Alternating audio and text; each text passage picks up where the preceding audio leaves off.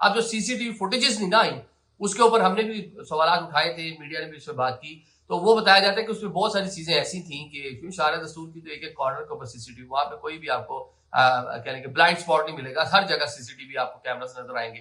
तो अब ये जनाब सीसीटीवी का ना आना ये इस चीज को इससे कहने के मजबूत करता है। साथ में जब कहने के शवाहिद बैठा दिए गए, साथ में गाड़ी नॉन कस्टम पेड थी, कस्टम ही अदा नहीं किया हुआ था। एक जज, एक आला अदलिया का जज, उसके पास जो गाड़ी है वो नॉन कस्टम पेड है।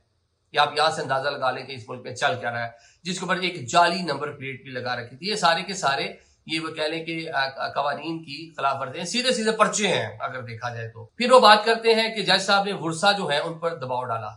अब जज साहब ने वर्षा पर दबाव कैसे डाला कि जो समात थी जहां पे जज साहब की बेटे को बेल ग्रांट हुई थी, उसको इन कैमरा रखा गया और सारी कार्रवाइयां पहले हो चुकी थी। घर वालों का वीडियो लिंक पे बयान रिकॉर्ड हो चुका था, किसी के बाप वालदा ने दे दिया, किसी के भाई से बयान ले लिया। दीगर वर्षा जो है उनका कंसेंट नहीं है। दियत के कवानीन के मुताबिक सारी चीजें शफाफ होनी चाहिए थी, उसकी कोई चीज सामने नहीं आई।